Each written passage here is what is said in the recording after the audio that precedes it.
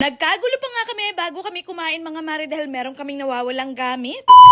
Eto nga pala yung day 1 namin dito sa may Cagayan de Oro City mga mare. So pagkagising namin, dumiretso na nga rin kaagad kami kung saan kami kakain ng umagahan. Napakarami nga rin pala mga activities dito mga mare na pwede nyong gawin. Pagkarating nga pala namin dito sa kung saan kami kakain mga mare, nagkagulo nga kami dahil nga naiwan yung kanilang mga card. Nakaligtaan nga nila kung saan nila nilagay yung kanilang card mga mare. Nyos ko dahil mahal pa naman yun kapag yun ay Kailangan nawala. Kasi yung card na yun mga mare kasi hindi sila makakakain ng umagahan kung wala yung card na yun. Pero yung sa amin ni Dada, nandito lang din naman sa amin. Tas yung iba lang, hindi nila alam kung nasa nila na ilagay. Kaya eto, kinausap na muna namin yung driver kung pwede ba bumalik eto sa Ate Linlin para hanapin yung ibang mga card doon para makakain na kami. So yun, nauna na nga rin pala kami pumunta dito sa aming kainan mga mare. Bumaba na nga rin kaagad kami. Bali, dito nga rin pala sa aming kainan, meron ng swimming pool dito. Kaya diretso na rin kaagad kami swimming after kain. Grabe, sobrang ganda talaga dito mga mare at mamamangha ka sa view. Talaga namang makakapag-relax ka at perfect na perfect talaga dito mag-family banding, barkada banding, ganon. Kitang-kita talaga yung buong Cagayan de Oro City mga mare. Kaya kung gustong-gusto nyo gumala ng Cagayan de Oro, nako, talagang may recommend ko sa inyo etong Amaya View. Anyways, nung makabalik na nga si Ate Linlin, finally, nakita na nga nila yung kanilang card. Kaya naman dumiretso na nga rin kaagad kami doon sa may baba para makakain na kaming lahat. Diyos ko, dahil kinabahan talaga ako dahil hindi sila makakakain. Tapos, meron pa kaming babayaran kapag nawala yung mga card na yun. Sayang na sayang talaga ang pagpunta namin dito mga mare dahil sakto naman pagkarating namin dito,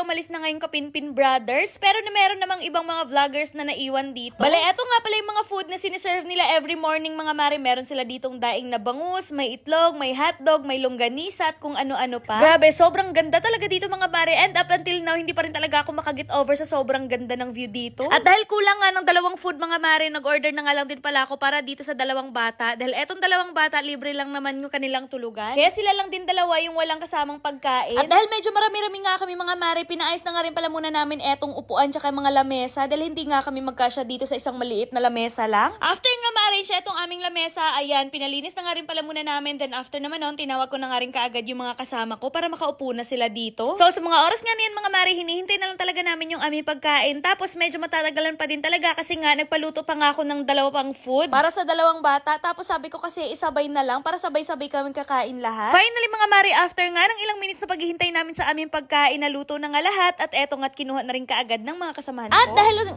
at pag-usapang pagkain mga mare, aba hindi talaga magpapahuli ang baby Aya dyan. Kaso si Aya ayaw lang talaga kumain netong kamatis kaya ayan, ibinigay niya nga sa akin. So yun, tinanong ko na nga rin pala muna sila mga mare kung sino yung mag-iced tea sa kanila or magko-coffee. Pero ako hindi talaga ako mahilig sa coffee kaya for the iced tea ako. And after naman nun, syempre kumain na nga rin kaagad kami dahil gutom na nga ang mga person. O siya, yun lang muna for today's video mga mare. See you on my next vlog. Mwah!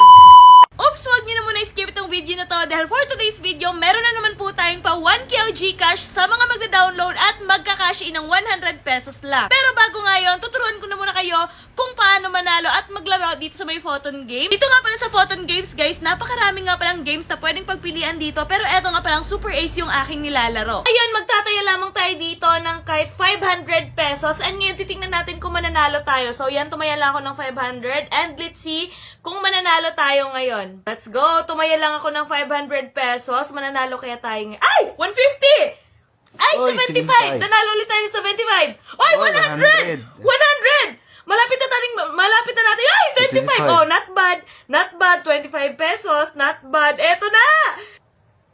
1,200! 1,200! Ang laki Hala, 100! nun. Ang laki! Ang laki nun eh. Ang laki! Galing. Ay! 1,800 pesos! 300! Nabawi na na!